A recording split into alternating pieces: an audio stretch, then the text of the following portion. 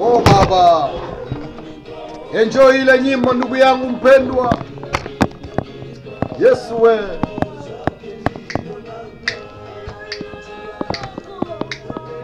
Oh Jésus.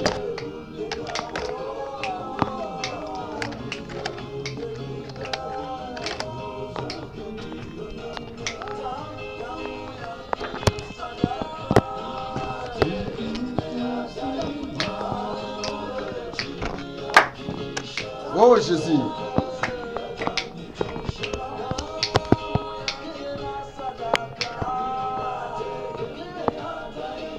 Alléluia. Alléluia, alléluia, alléluia mfalme.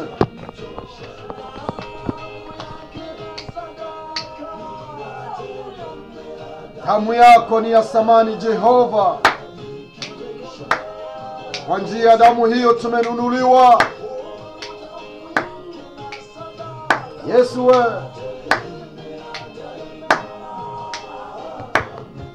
Karibu, karibu, karibu ndugu mpendwa, karibu. Nikiitwa hukumuni, roho yangu ina amani, maana najua Bwana na haki. Yesu. Haleluya, haleluya, haleluya. Oh Jésus.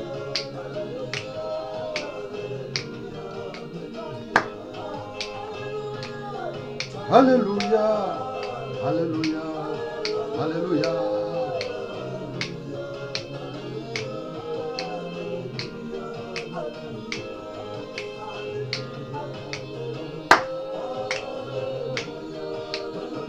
Yesu, uko mwema.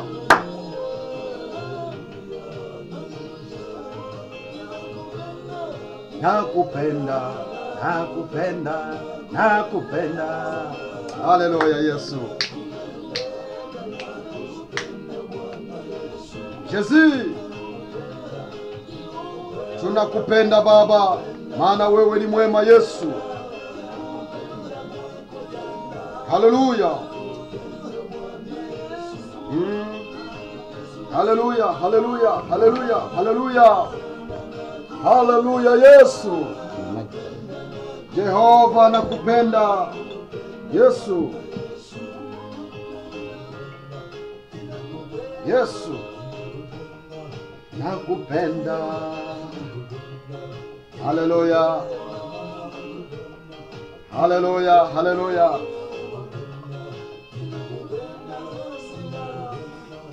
Nakupenda. Yesu we.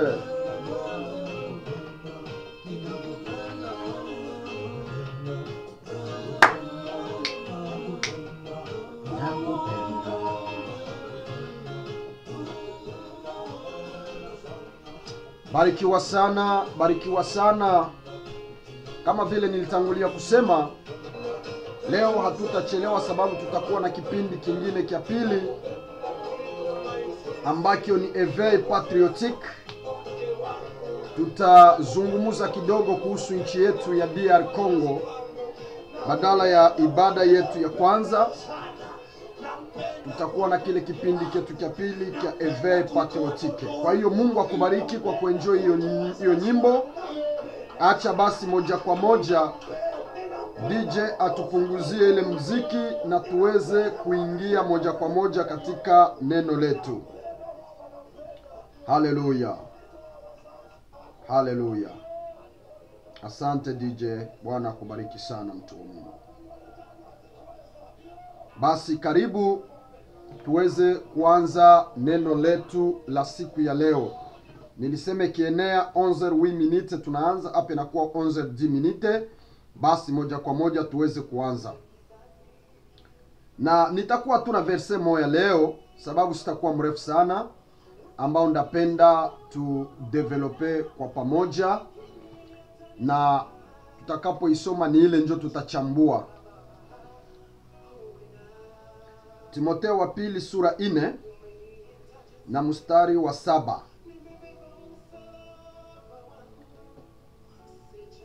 Inasema, nimepigana vita vyema, nami nimepigana vita vyema, nami nimeilinda imani yangu, na nimemaliza safari salama. Amen. Amen, amen. Ni kama nyimbo tu ambao umeijua. Timotheo, ni Paulo iko nazungumza, anasema nimepiga vita vyangu vizuri. Haleluya. Nimepiga vita vyangu vizuri na nimeilinda imani yangu, na sasa nimemaliza mwendo wangu vyema. Amen, amen. Pale njo mimi napenda tuchambue siku ya leo. Acha nifunge Biblia. Kama naweza kusema tunapiga vita vyema. Amen. Kama naweza kusema tunapiga vita vyema. Yeah. Manake inamaanisha ya kwamba kuna vita ambavyo havina maana. Ndio kwa maana Paulo anasema nimepiga vita vyema. Amen. Mukifaransa wanasema j'ai combattu le bon combat. Amen. Manake tunaweza kusema ya kwamba kuna vita na kuna vita vyema. Haleluya. Automatically tupatia kujua ya kwamba kumbi kuna vita zingine ambazo hazina maana.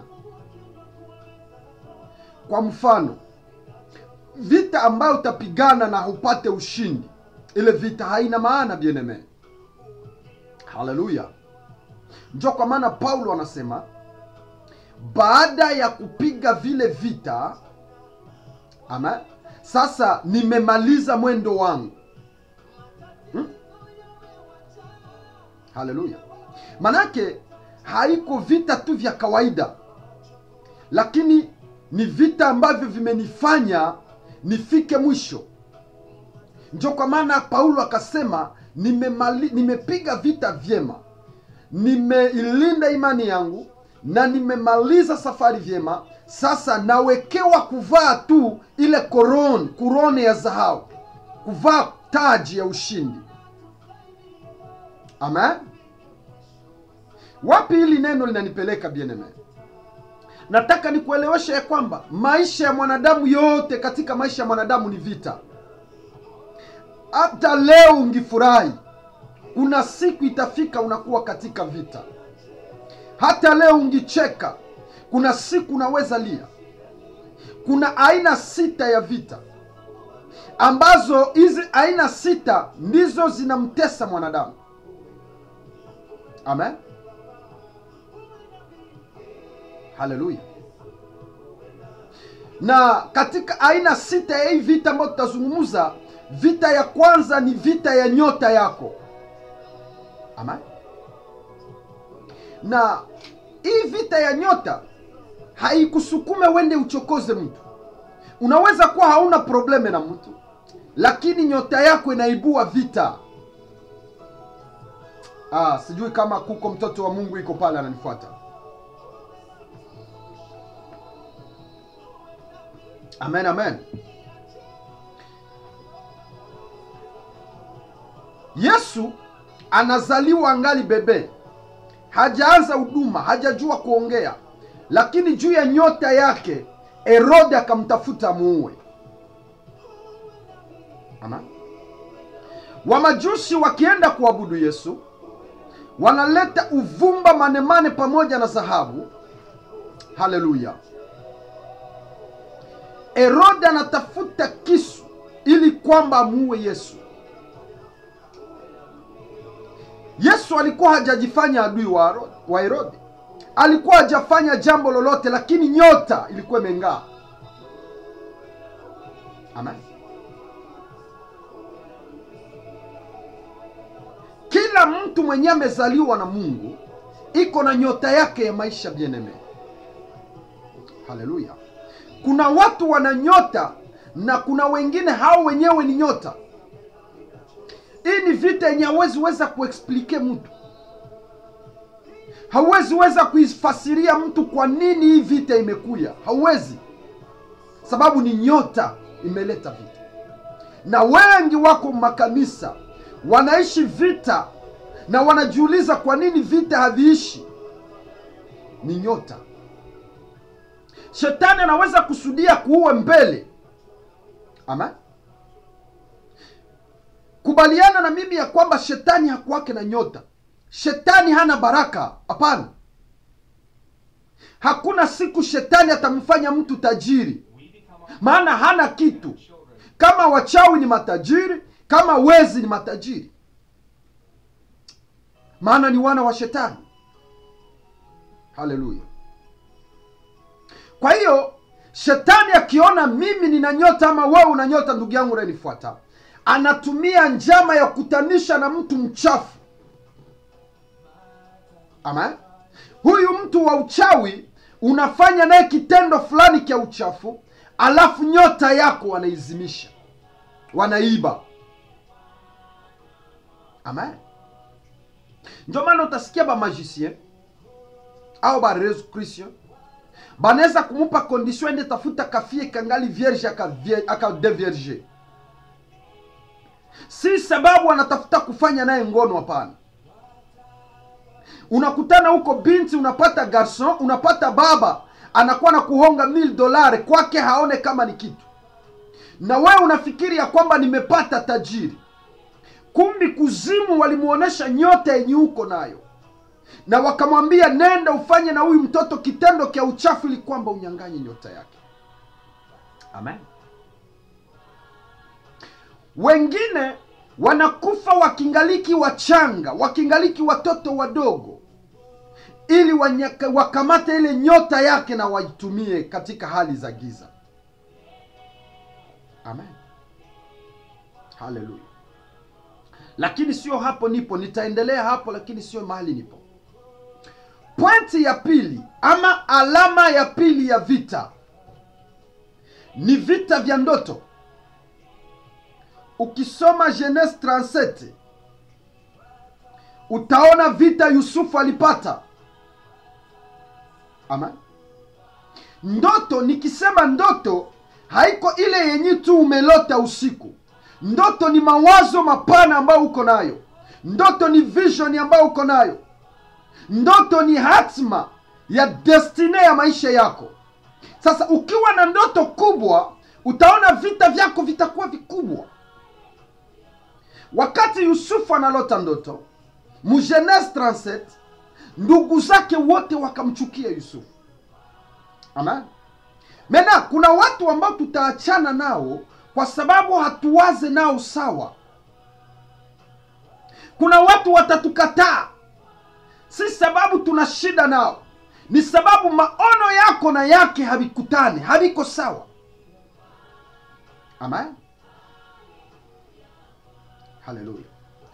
Na mtu ambaye ana vita vya ndoto anapitia magumu marefu, anapitia mateso siku nyingi, mpaka siku utimilifu wa hii ndoto inafikia. Amen. Maana tuna watu wengine hawatatukubali kama ndoto zetu hazijatimia bien-aimé. Sasa hapa mu Genese 37 Biblia inasema ndugu zake na Yusufu wakazidi kumchukia. Lakini siku ndoto ilitimia, wote wakaenda wakamuinamia, wakamshududu, wakapiga magoti mbele zake. Hiyo ni alama ya pili ya vita. Lakini pia kuna vita vya tatu. Ni vita ambavyo tunaita vita vya maisha. Hii ni alama ya tatu ya vita. Hallelujah. Vita vya maisha. Amen. Hivi vita ukikamata mfano pia kwa Yusufu. Yusufu anaenda kwa Potifa, mke wa Potifa anamvua mavazi, akamsingizia uongo. Hallelujah. Tumeona vita vya maisha kwa Yesu. Amen. Kuna vita vingine vinaweza kuwa kawaida kwa watu wengine, lakini kwako shetani anaweza kuvifanya vita vya maisha mazima. Na hivi vita ni vita vya kuondolewa ushuhuda. Amen. Kuna watu hawakwake na problem, lakini vita vyake ni kusingiziwa uongo tu mahali pote. Na utajuaje kama hii ni vita? Utaona haiyatokea mara kwanza, haiyatokea mara pili, haiyatokea mara tatu, lakini inakuja kawaida katika maisha yako. Popote unaenda unasingiziwa uongo. Haleluya. Ni vita vya maisha. Wengine vita vya maisha ni kupoteza kila kenye anapata. Wengine vita vya maisha ni kuwa na vita katika ndoa. Manake shetani anasema atakufa bila kuoa. Amen. Haleluya. Wengine utakutana hata akipata pesa zinaharibika, na ukija kuchunguza unakutana ni kitu akikuye kwako limoya mara pili, lakini ni sehemu ya maisha unaishi. Amen. Wengine vita vyao vya maisha ni kuwa nafukuzwa, iko na roho ya reject, ni mtu anakataliwa. Haleluya. Kwa hiyo unaweza endelea kuhangaika na Mungu anakuacha, maana shetani anajua ya kwamba haujagundua ni vita gani unavipitia. Amen. Nikasema hivi, unaweza pata fiancé, anasema nataka kuoa, angala na kuchumbia, unamtemea mate msura. Unafikiri ni vya kawaida, kumbi ni vita vya maisha. Unaweza kuwa uko jeune fille unajichunga, uko we peke. Sa unapata tu fiancé umoya, njoba nalamuka wanakuya 49 fiancé au 50 fiancé. Unafikiri aseme uko na suli. Kumbi shetani anawaleta ili uchanganyikiwe, ukose shua na uendelee kuishi hivi vita vya maisha. Na hawa watu wakijiangalia mkio, wanakuwaka wanajikubali. Unaweza jiangalia mkio unaona uko special. Unasema ningali très belle, bien aimé. Badala ya kujiangalia mkio, soma pia identite yako, mkarte yako, angalie miaka yako. Kisha ukompare benye ulizaliwaka nabo na wewe. Utaona maisha ya wale naendelea zaidi yako wewe. Vita vya maisha. Haleluya.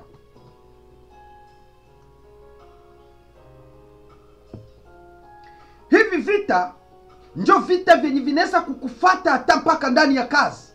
Unafukuzwa bila sababu. Hivi vita vinakufata ndani ya ndoa. Unaacha mwanamke bila sababu. Unaacha bwana bila sababu. Na unafikiri ni fiere kuoa ama ni fiere kuolewa. Kumbi ni vita vya maisha. Bana kuuliza, ulikuwa kwa Chiruzo ulimwachia nini? Oh, nilitoka nikaenda kwa Mihigo. Nikatoka kwa Mihigo nikaenda kwa Kambale. Mimi naona Kambale iko na mawivu ya kishenzi, nikaenda kwa Mugaruka. Sasa saa hii siko tena kwa Mugaruka, nimeshaenda kwa Mzalendo. Unafikiria ni vitu vya kawaida, mama. Lakini ujue hii kitu itakuletea shida. Ni vita. Unatakikana umlilie Mungu. Leo uzale na huyu bwana, kesho uzale na huyu, kesho uzale na ule. Ni vitu vya bure bure. Hii yote ni alama ya vita vya maisha. Amen. Huyu mtu anaweza kuweko mrelasyon, iko mnyumba, iko mndoa. Unamuuliza habari ya mume wako, anakuambia niko tu pale siko namuona sispe bwana. Sasa Mungu hakuwake analetea mtu, patia mtu deliverance kama haujajua nini imekufunga. Njoo takutano, naweza kuzunguka mchumba za maombi, unazunguka makanisa, unahangaika na kesho unavala kitambalo unakuwa mjakazi, lakini hauyapata deliverance, na kesho unakufa wanakuzika na mapepo. Amen. Ni alama ya vita. Wengine vita vyao vya maisha ni vita vya kuharibu vitu. Kila Kenya nagusa kinaharibika. Alama ya pili utaona iko na roho ya madeni. Amen. Iko paka na deni ya inite. Amen. Aina ya ine ya vita. Pointi ya ine ni vita vya ujinga. 4e point. Ni vita vya ujinga. Ukiwa pumbafu sana mu maisha, unaweza kuwa jikreema vita zenye hazina maana bien-aime. Kuna wakati unaweza shirikia mtu na hakuangaikie na hakuna kenye utamfanya. Haleluya. Njoo watu utasikia na kwambia niko nasikia hasira kwendaona presida atanijua. Unajiuliza, huyu mwenye iko na kania presida haiko hata nyumba 10. Ni presida wa korali ya kosi. Hii ni alama ya vita vya ujinga. Hivi vita vya ujinga vinafanya mtu akree vita na mtu mwenye anamshinda. Mtu anakushinda neema, mtu anakushinda upako, lakini unakree vita na yeye. Kwenye ungipashwa kuponea, njoo kwenye unaenda kukree vita. Haleluya. Ndio nasikia mtu anakuambia, "Daere na hii makazi niko nafanya ya kupokea $1000 par mois, njoo makazi gani hii?" Ni vita vya ujinga. Na hawa watu ndio wanadumu makanisani, anaomba Mungu na Mungu hata mpa, sababu Mungu anaona ana ujinga. Na Mungu anaangalia hata nikimpa huyu aliharibisha ya kwanza ataharibisha na ya pili. Kwa hiyo vita vya ujinga ni vita vibaya bien-aime. Maana toujours unakuwa victime wa vita vyako. Haleluya. Haleluya. Vita vya ujinga unakutana mtu anasema mingi. Anajifungulia vita kwa maneno ya kinywa chake. Sare turu ya ile maneno inarudia, anaanza kujuta. Hii ni vita vya ujinga. Vita vya ujinga ni ule mama ambaye anaweza kamata mfanyakazi mwenye anamshinda bote, anakushinda buyana, unamfanya mfanyakazi mnyumba yako. Mtu anapaswa kujiona kwanza. Kabla ukamate mfanyakazi, jiangalie na uangalie mfanyakazi. Akikuya mwambie shimama pale ni kuangalie bie. Geuka ni kuone mzuri. Kisha namwambia tu roho yangu haikukubali.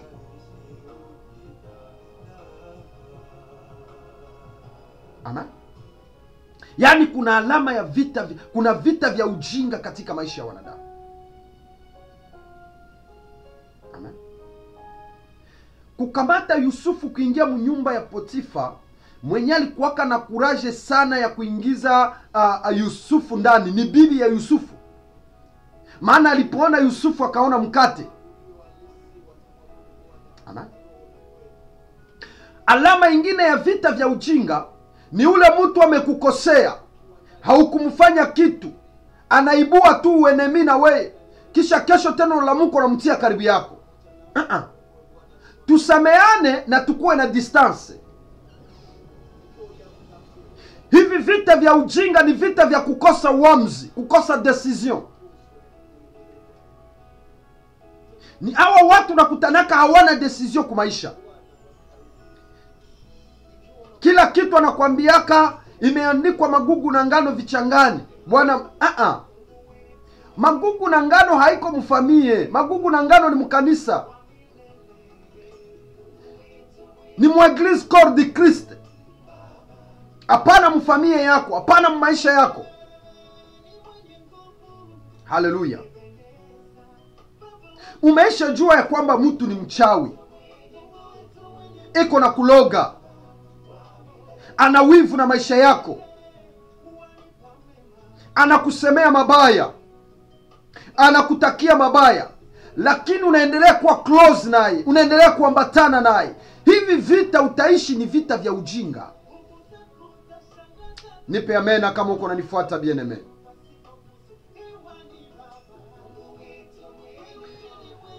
Vita vya ujinga, alama yake ingine ni vita vya mtu kuwa sosiale sana.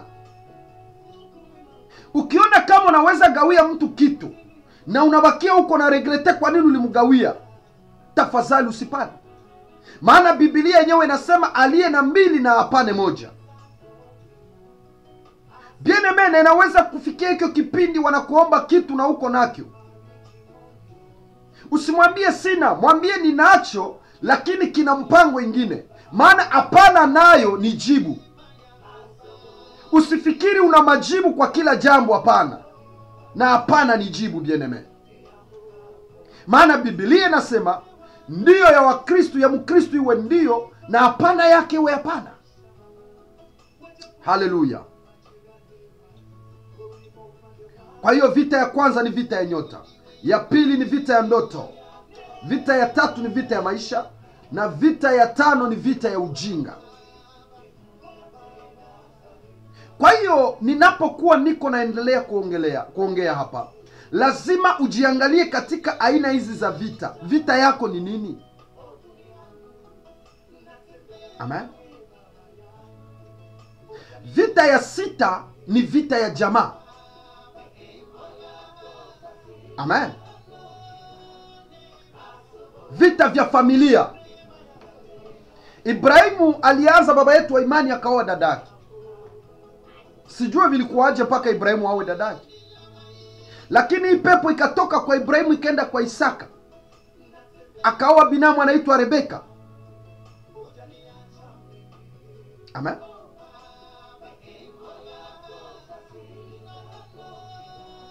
Na Ibrahimu hakuachia pale, alijiongezea mke mwingine ambaye anaitwa Agari, akazaa naye Ismaeli. Amen. Hii vita haikuishia pale, ikaenda kwa Yakobo. Yakobo akaenda kuoa, akaoa wanawake wawili, Rachel na Lea. Vita vya jamaa. Na wakamuongezea vingine vijakazi juu yake. Hii ngazi haikuishia pale, kaendelea. Kuna mtoto wake moja aliitwa Yuda. Yuda yeye akakamata mwalikazi wake ambaye alikuwa anaitwa Tamar. Yaani unaelewa vita vya jamaa. Na mwenye aliponyoka hivi vita ni Yusufu na Musa. Lakini miongoni ya wengi walijikuta katika vita hii. Amen. Maana katika historia ya Musa hatujui kama Musa mke wake aliishiaka jangwani. Maana kukiliwa Musa hatukuona mke wa Musa. Biblia ituoneshe. Kwa hiyo mimi nataka sema nini? Unaweza kuwa umeitwa bien-aime, umechaguliwa kuwa mtumishi wa Mungu, umechaguliwa kuwa Mkristo, umechaguliwa kuwa mjakazi wa Mungu, lakini vizuri kujua vita yako. Shetani haogope kutembea na tumabibilia makwapa. Shetani nilikwambia juzi ya kwamba haogope kubadilisha majina. Oh, mimi njo Obadia, mimi njo Musa, mimi njo Elia, mimi njo David. Shetani haogopi na vile. Lazima kujua vita yako ni vita gani. Amen. Kuna watu wengine mumafamilia zao utakutana ni waempoli kuanza kutate paka kumuyukulu wakati ile generation. Manake anaweza kukutukana paka na kutukana na venye unavalia yako bila aibu. Na ukimwangalia tu mtu, unaangalia descendance ya familia yake, una conclure ke hivi viko tu mfamilia yake. Unajua kwamba haiko yeye, ni vita vya jamaa. Amen. Lakini kirudia mahali tumesoma. Amen. Nimekutana wameandika ya kwamba Paulo anasema nimepiga vita vyema.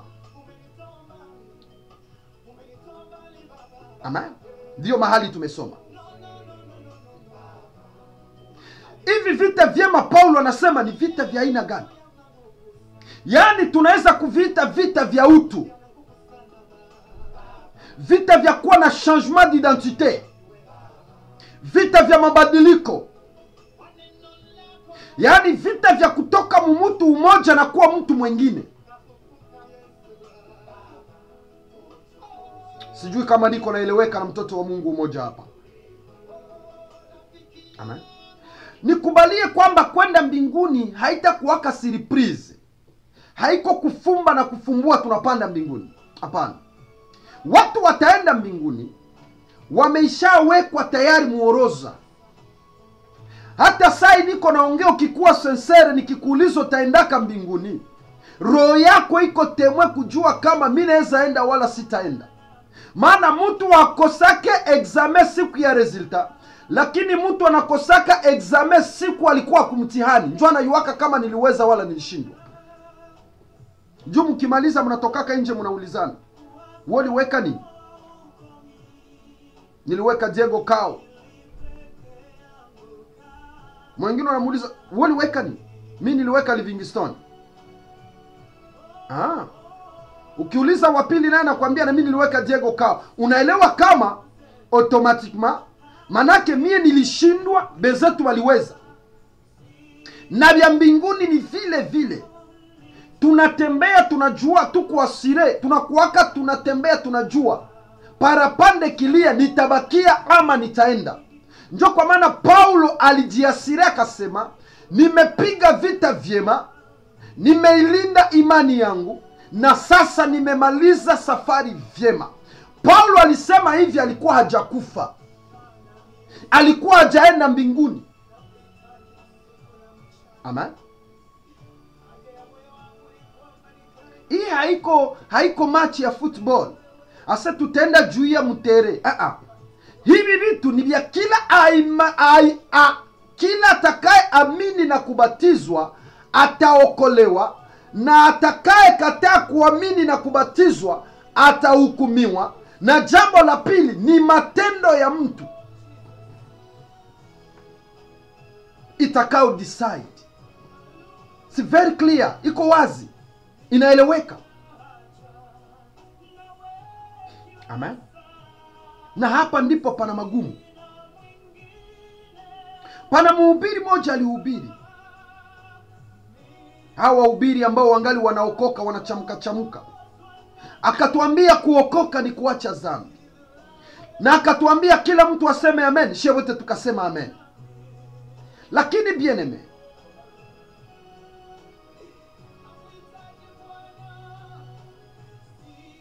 tukiangalia hawa wenye waliokoka mpaka saizi wana mazambi. Sasa wakati mwingine ukifanya reflection utajiuliza kwa nini nilisemaka amen. Amen. Wengine wanasema anayeokoka kianguka hawezi tena kusamehewa. Na naongeza kwa neno ya kusema hata kitubu. Na huyu mwenye anahubiri hivi alishakaanguka. Maana Biblia nasema atakaye sema si mfanya dhambi amemfanya Mungu kuwa muongo.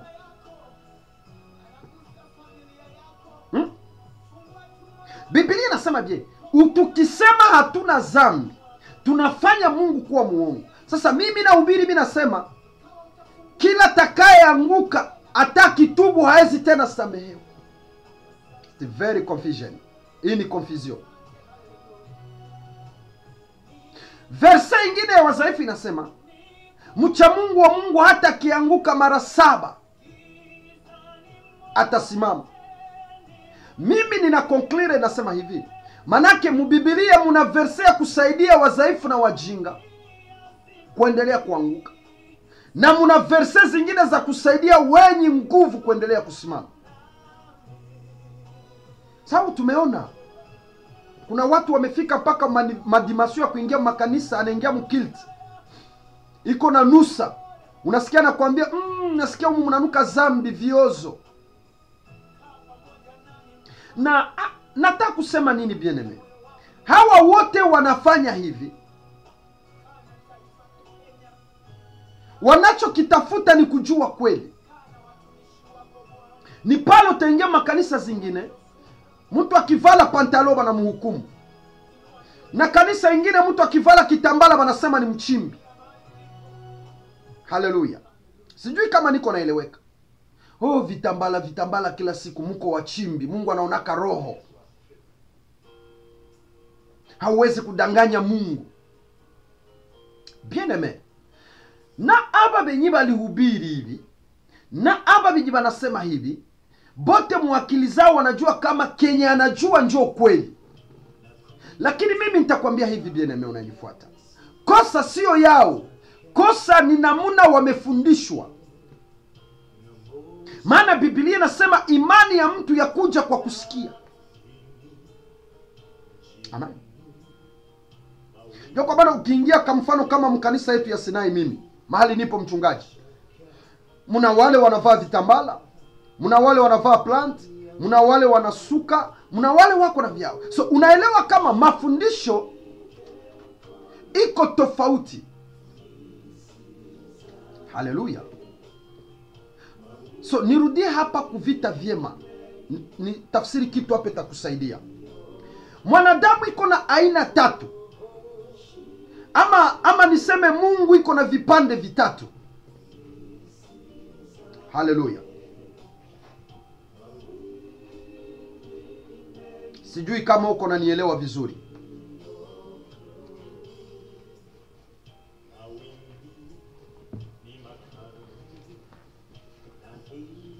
Amen, amen. Nimesema mtu anaogawanyika na vipande vitatu.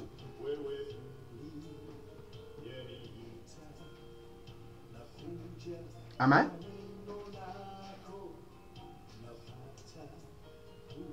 Kwa nini vipande vitatu?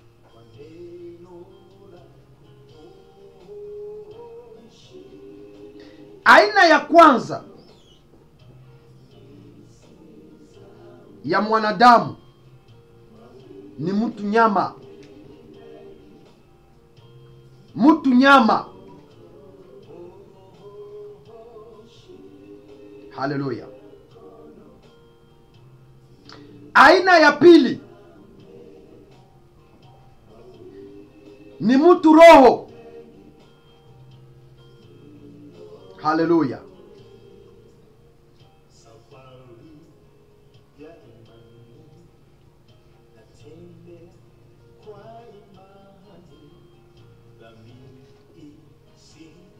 Yani mwanadamu wakati anazaliwa katika vipande hivi vitatu, ya kwanza mwanadamu anakuwa mtu kawaida.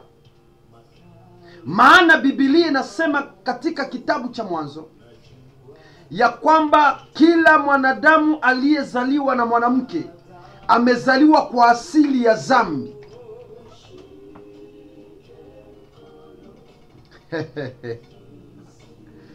Na hapa hii inavuruga watu wengi. Unasikia wanakwambia parapande kilia, watoto wadogo wanaweza enda mbinguni sababu ni wainosa. Parapanda ikilia, mtoto mdogo hana dhambi, ni malaika anaweza enda. Hapana. Hapana. Hapana. Hapana bien-aimé. Neno la Mungu linasema kila mwanadamu aliyezaliwa na mwanamke yuko kwenye dhambi, maana amezaliwa kwenye asili ya dhambi.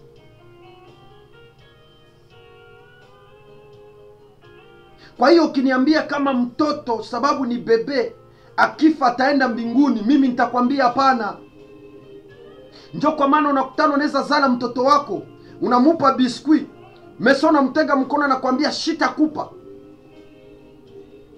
Bakiwa biko wanakula kusahani, unakutana anatafuta kujilimbikizia vingi zaidi ya wengine. Ni alama ya hii hali mtoto amezaliwa nayo ya dhambi. Amen. Kwa hiyo mtoto hata ni mdogo sana anazaliwa kwa asili ya dhambi. Ndio maana Biblia ikasema ya kwamba hakuna atakayeingia mbinguni kama hazaliwi mara ya pili. Haleluya. Haleluya bien-aimé.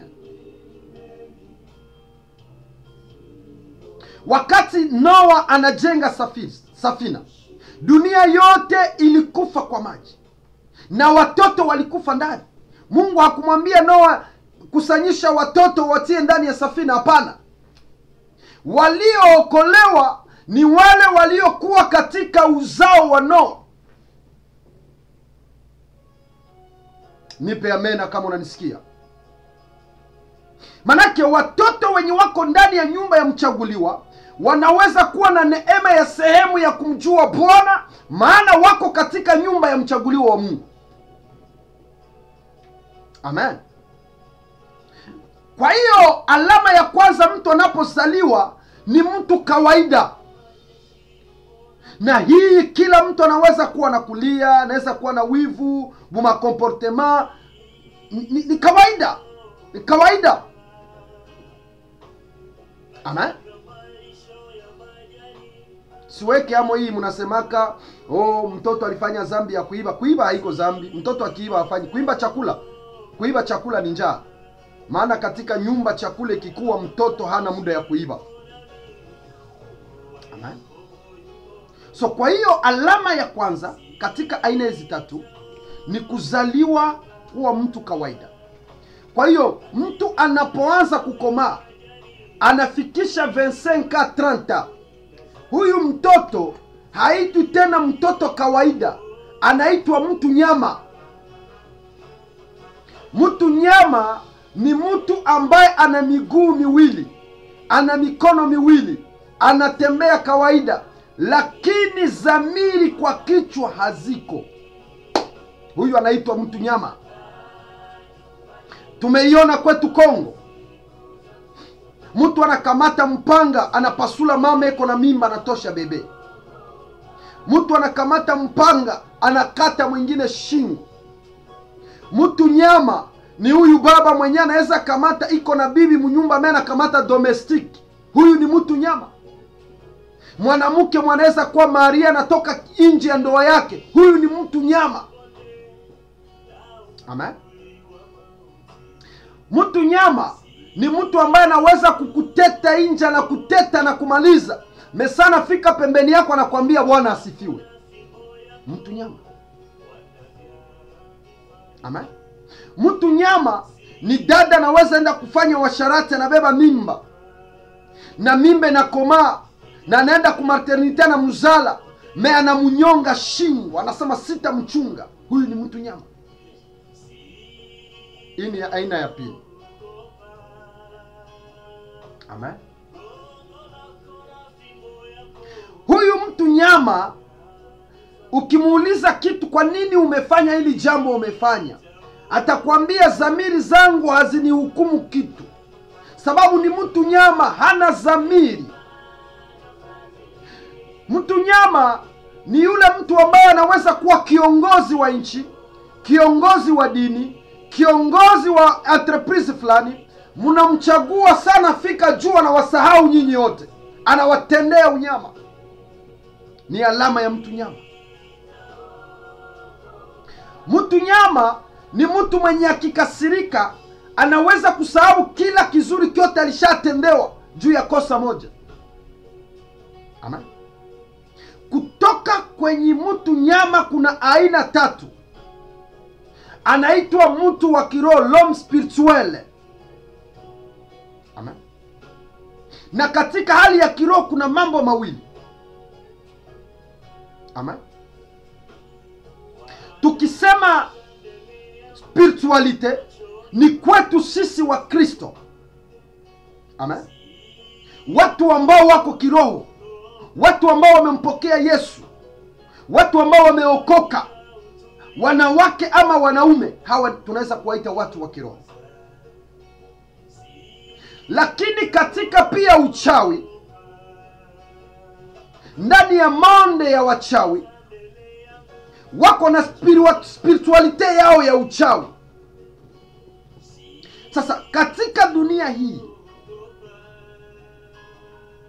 kuna poste hauwezi kuasime, kuna poste hauwezi kufikia kama hauko mu monde spirituel. Amen. Kila milionere utaona katika dunia, ama ukiona mtu ni tajiri sana, ukiona mtu ni president de la republique, ukiona mtu anainuliwa sana, hapana kusema haumuone sawa. Tafuta kujua iko mspiritualite gani. Maana tuko na spiritualite mbili. Kuna watu wa monde tenebre na kuna wakristo waliookoka. Sasa kama mtu hana Mungu, atakuwa na shetani. Na hii dunia haiwezi kuhurumia mtu wa kawaida. Ndio kwa maana ukisoma Biblia, benyi watakufa siku Yesu amezaliwa ni wale watu ambao walikuwa tuna majina ya kutishatisha, lakini familia haiombake. Na Herodi akasema hawa wote wachinjwe. Lakini Yesu mwenye alikuwa roho akaokolewa. La puissance de spiritualité. Nguvu za kiroho. Amen. Kwa mfano tumemaliza cheza kane hapa juzi. Kane ya Afrika. Kila ekipe ilikuwa inategemea Mungu wa Israeli ama inategemea mfumo wake.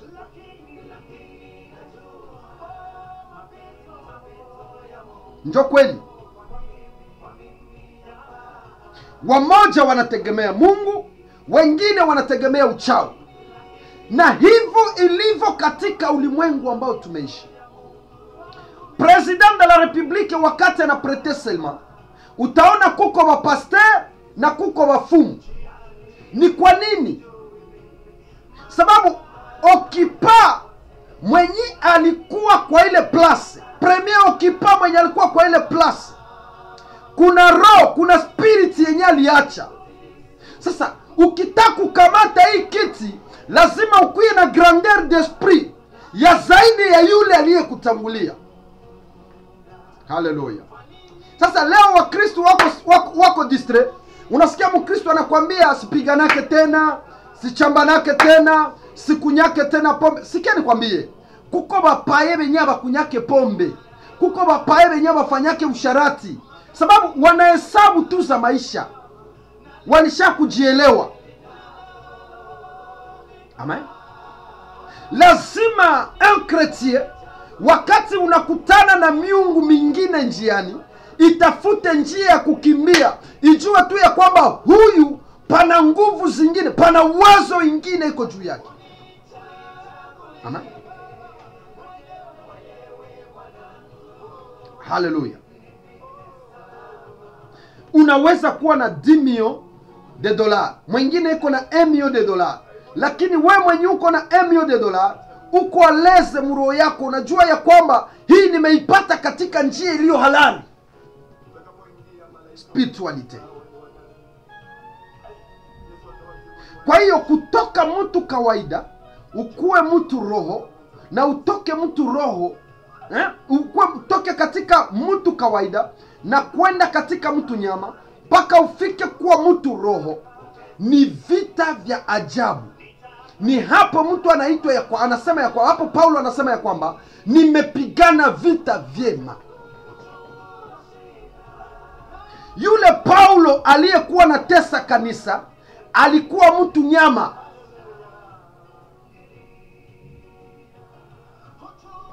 So alipozaliwa Paulo alikuwa mtu kawaida.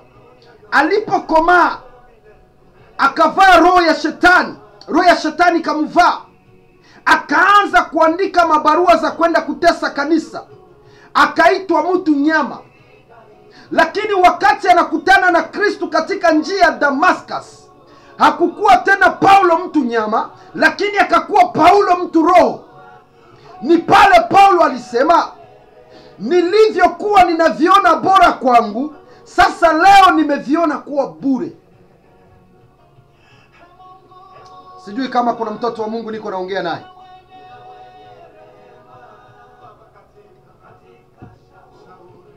Kwa hiyo ukubaliane na mimi kwamba kuna parkuru ya kutoka kwa kuamini na kuokoka.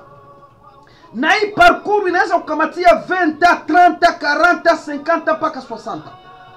Kwa hiyo kama umefundishwa ya kwamba siku ulibatizwa ndio siku uliokoka, manake kuna siku unaweza kufanya dhambi, unaanguka na njoo namwacha Mungu.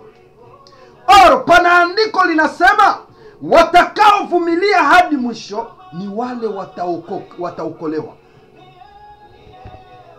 So tunaokokaka, tunaingia Mkristo. Kama ulizaliwaka wa hasira, unaendeleaka tu na hasira yako. Lakini ka Ofira Meziri uko unazama ndani ya Kristo. Uko unatravaye karaktere yako. Unatumika ile tabia yako. Ndio hapo itafika wakati unasema, si mimi tena ninaishi, lakini ni Kristo. Nataka kukupeleka wapi? Paulo ni apotre. Paulo amechaguliwa, lakini Paulo iko nafanya dhambi. Ndio Paulo anasema hivi, ninahitaji kufanya mazuri, lakini mabaya yananitangulia. Jeke de saleva. Sijui pana mtu niko naongea naye nipe amena pale nielewe kama iko nanisikia bien-aime. Nataka nione jeme yako pale ili nijue kwamba uko unanifuata vizuri. Paulo anasema, nani atanitenga na mwili huyu wa dhambi? Natamani kutenda mema, lakini hii mabaya sijui inatoka wapi. Haleluya. Lakini Ofira Meziri Paulo alitumika hii kitu. Njoo uko mbele akasema, sasa nimetundika mwili wangu msalabani. Si mimi tena naishi, lakini Kristo ndani yangu. Njoo hapo akasema, nimepiga vita vyema, nimeilinda imani yangu, na sasa nimemaliza mwendo salama. Nipe amena kama unanifuata bien-aime. Haleluya. Kwa hiyo ninataka kusema nini? Tunatakiwa kuokoka kila siku. Ndio maana Biblia inasema hivi, na mtakatifu aendelee kuwa mtakatifu, na muovu azidi kuwa muovu. Haleluya. Ni kusema mtu anapasha kuwa conscient ya faiblesse yake. Hata ungifichika batu faiblesse yako, kuna siku unaweza kufezereka na ile faiblesse. Lakini kubali kuwa na conscience pia ndani ya maisha yako. Unasema ninateseka na hii kitu. Sema Bwana nisaidie, nifungue na hii hali. Haleluya. Kwa hiyo vita vyema haiko kupigania cheo. Vita vyema ni kuona changement ya maisha yako. Vita vyema ni kuona mabadiliko. Vita vyema ni kuona neema ya Kristo inafanya kazi. Sikia. Unajua kitu inanishangaza sana. Watu wabaya njoo wanakuwaka wa kwanza kuhukumu watu. Ile maisha ya kritike unaweza ishi kwa watu wengine. Unashindwa kutravaye tabia yako yenyewe uko nayo. Bien-aime haikusaidie kitu. Paulo alipoelewa ya kwamba hapa nimetundika mwili msalabani, hapa nimeshinda dhambi, hapa nimeshinda mabaya, ndio akasema mimi nimepiga vita vyema. Mitume wote unaowajua kwenye Biblia waliishi makasoro ya ajabu. Manabii wote unawasoma Biblia walifanya makasoro ambayo siwezi kusema hapa. Lakini Biblia inasema atakayevumilia hadi mwisho ndiye atashindwa. Ndio kwa maana mimi sikubaliane na watu wanaosema mtu alikatala kubatiziwa, mtu alikatala kuamini Yesu, anaangoya siku anataka kufa njoo tu waende mbinguni. Mimi sikubaliane na hilo. Nimetafuta Mungu miaka 22, napanda milima, na kesha, nafunga, naomba, nalamuka usiku wa manane kumtafuta Mungu. Afu wewe mpagani tu unalamuka tu hivi? Hapana. Biblia inasema matendo yenu itawatangulia. Mwenye alitubu saa kukufa naenda wapi? Watu wanaotubu saa kukufa ni watu walikaa kanisani miaka na miaka wakatumikia Mungu.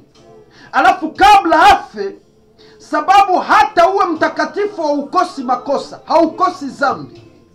Ni huyu mtu njoo anasema Bwana nipe mwisho mzuri kuliko mwanzo. Kwa hiyo hauwezi kulomba mwisho mzuri kama mwanzo yako pia haikukuwa mzuri. Bien-aime, nipe amena kama uko unanifuata.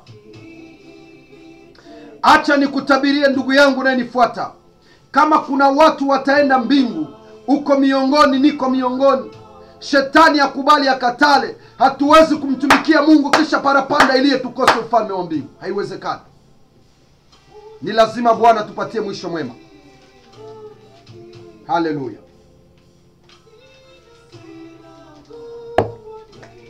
Haleluya. Kwa hiyo katika hivi vita 6 nakupa mtihani wewe mwenye unafuata hii video Facebook live. Angalia vita vyako ni gani katika vita hivi 6. Katika pointi hizi 6 ambazo nimeongelea.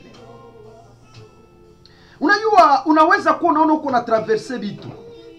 Uko na traverser ma probleme. Me haujielewi. Ukisoma Yohane sura 8, kuna mwanamke mmoja alikuwa anafanya usharati, akabanwa, akakamatwa.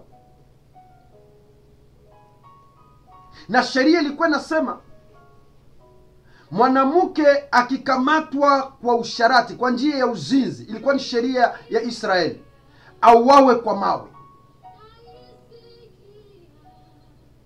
Lakini hii siku mwanamke akakamatwa, na nafikiri huyu bwana mwenye alifanya na huyu mama hii kitendo alikuwa anamwambia, mie vraiment niko tayari kukufa juu yako tu. Sikia, mwanaume mzuri ni Kristo tu. Mwaminifu wa kweli ni Kristo.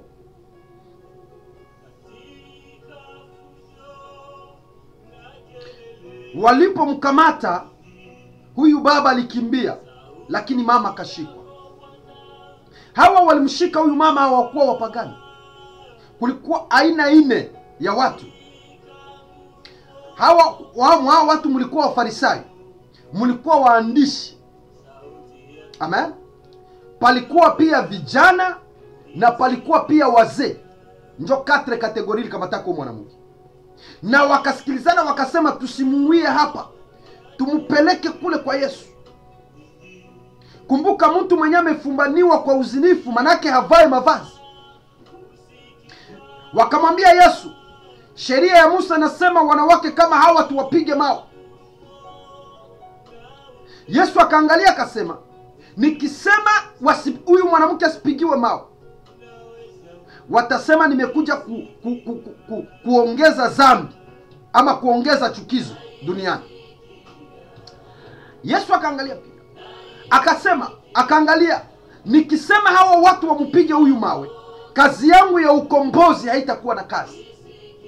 Nini Yesu alifanya? Yesu akaangalia chini. Katika kuangalia chini kunaongea vitu vingi. Pointi ya kwanza ilikuwa inasinifia kuangalia chini. Yesu aliangalia kwenye mwanadamu alitoka ni mavumbi, ni kwenye uchafu. Alama ya pili ya kuangalia chini, Yesu alikuwa anasinifia kwamba kuna siku moja nitakufa juu ya mwenye dhambi na nitaingia kaburini. Amen. Amen. Na hapa Yesu akisoma sheria, na sheria ilikuwa nasema, ukimuona mwanamke, ukiona utupu wa mwanamke na unautamani, manake umefanya dhambi. Sasa tuulizane bien aime unayenifuata. Huyu mwanamke alikuwa havae manguo. Tuongee kweli. Mwanaume gani iko normali mwenye ataona mwanamke havae manguo akose kumtamani? Hata ukiwa na upako, hata ukiwa na kiroho, hata ukiwa kiroho. Kwa hiyo Yesu akaamua kuambia, sikatae kuwa huyu mwanamke. Okay? Sikatae kuwa huyu mwanamke. Lakini hapana mwenye hayafanyaka dhambi. Lakini mwenye hana dhambi katikati yenu. Yesu hakusema hapana mwenye hana dhambi, lakini mwenye hana dhambi katikati yenu awe wa kwanza kumpiga mawe. Biblia inasema Yesu aliinua kichwa, hapakuwa tena hata mtu mmoja, na wote walikuwa wametupa mawe. Amen.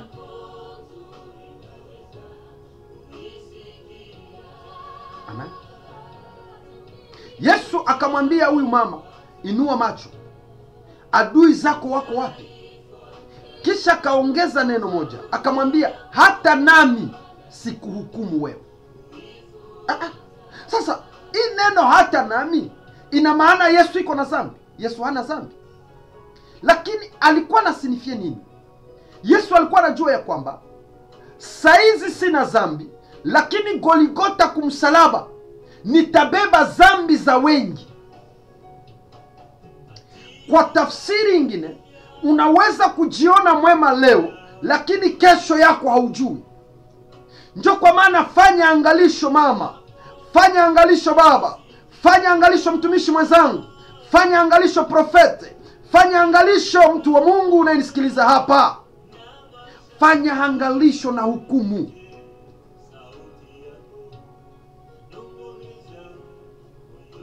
Huyu mama hata ungimuita umwambie kamata tena $1000 tufanye hiki kitendo, hangikubali. Maana anajua ya kwamba nimeponyoka kifo kwa neema kwa ajili ya Kristo. Amen. Lakini sasa tofauti ya kizazi hiki tunaishi ndani, ni wenye dhambi ndio wanahukumu watu sana.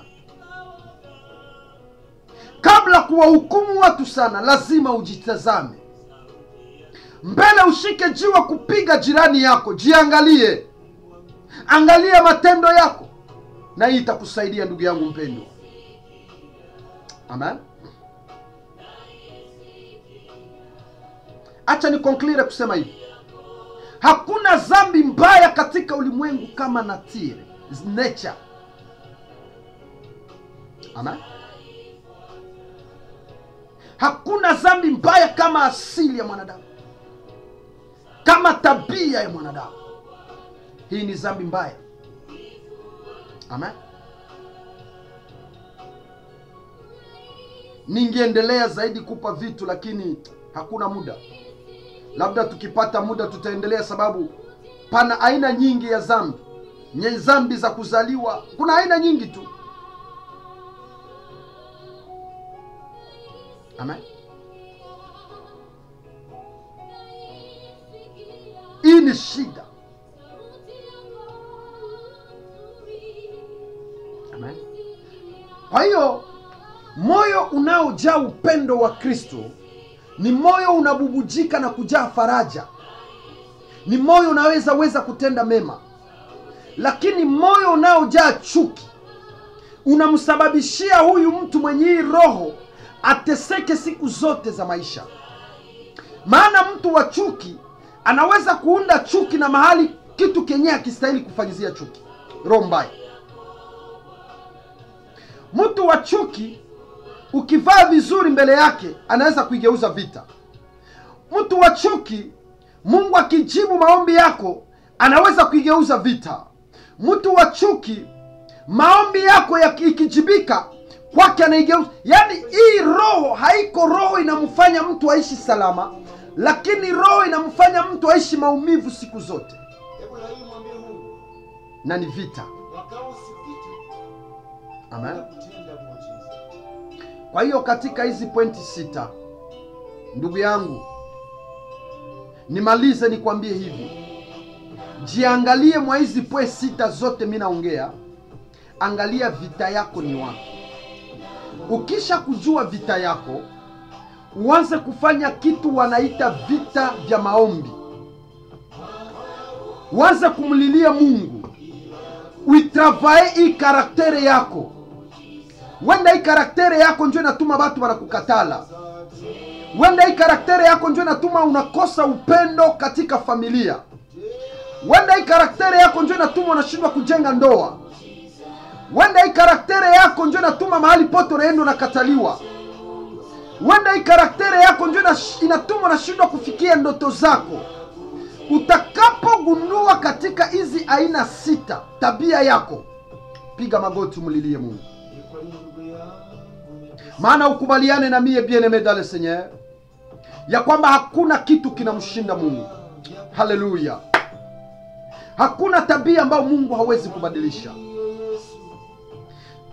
Paulo alipoona ya kwamba sasa nimetravaye karaktere yangu, Haleluya. Paulo ni lesiel mtu alikuwa anashimama wakati wako wanamuua Stefano kwa mawe. Biblia inasema Paulo alikuwa anashika manguu ya Stefano kwa mikono, huku watu wakibamba Stefano mawe mpaka Stefano akafa. Lakini kabla Stefano afe akasema neno. Ebu sikilizeni niwaambie, benye walikuwa wanampiga majiwe balifikiria Stefano anataka kulomba msamaha, balifikiria Stefano anataka kulomba huruma. Stefano akasema, wakati munanibamba mawe, nimeona nikikuwa nimesimama upande wa mkono wa kuume wa Bwana. Haleluya. Haleluya. Haleluya. Na Paulo huyu aliyekuwa anafanya hii makosa, wakati naye Kristo amekutana naye akafunguliwa macho. Haleluya. Akaona mbingu zimefunguka. Akasema, nimeona nikiketi kwenye mkono wa kuume wa Baba. Ni hapo akasema, sasa nimemaliza vita vyangu vyema, nimepiga mwendo wangu salama, nimeilinda imani yangu vyema kwa Bwana, na nimemaliza safari yangu salama. Ndugu yangu mpendwa, safari iko mbele yetu, bado ni ndefu. Umeomba muda mrefu, umeomba miaka mingi, na unatembea na ahadi za Bwana kama mtoto wa Mungu. Lakini angalia katika vita vyako, ni vita gani una? Ni vita vya nyota? Ni vita vya ndoto? Ni vita vya jamaa? Ni vita vya ujinga? Angalia.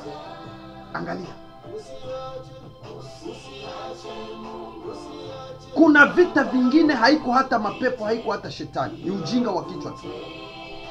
Unaongea mingi, unaongea mabuchafu mingi kwa kinywa, na kesho maneno yako inakugeukia vita, inafanya returu kwako, na baadaye unaanza kusema sina damu, sipendwake na watu, sio watu wananitafutaka hako nini. Haiko probleme ya watu, ni vita vya ujinga. Mungu akubariki sana. Sijui kwa neema ya Roho Mtakatifu, kama Mungu akiruhusu, tunaweza kuendelesha mafundisho kulingana vile Mungu atatuongoza. Lakini kwa leo nimeishia hapa. Nataka uisikilize hii mafundisho vizuri. Badala ya kuisikiliza, jitafute. Angalia mwa hizi point 6 mimi naongea, ipi yako, ipi na kuhusu. Amen. Usipojua ugonjwa wako, huwezi ukapate dawa. Amen. Bwana akubariki. Nikuombe kwa upendo wa Kristo, uungane pamoja na mimi, ushare mafundisho haya. Share kwa magrupu ya WhatsApp, share kwa Facebook, share mahali pote. Partage hayo. Utakuwa umechangia na mimi kuhubiri habari njema. Mtu mmoja mwenye atasikia mafundisho ya leo, akipata kupona bien-aimé, sifa zitamrudilia Mungu. Heshima na utukufu vitakuwa vyake. Que Dieu vous bénisse. Nakutakia baraka, nakutakia amani, nakutakia neema, nakutakia ushindi wa Kristo. Hii mwaka ya 2024 ikuwe mwaka wa ishara, mwaka wa matendo makubwa, mwaka wa elevation yako, mwaka wa milango yako kufunguka, mwaka ya madirisha kufunguka, mwaka ya kupokea kila neno Bwana alilolisema juu ya maisha yako, mwaka ya kufika mbali na kufanya mambo makubwa ya kipekee na ya ajabu, kwa jina la Yesu Kristo. Amen. Ndio tunataenda kipindi cha pili.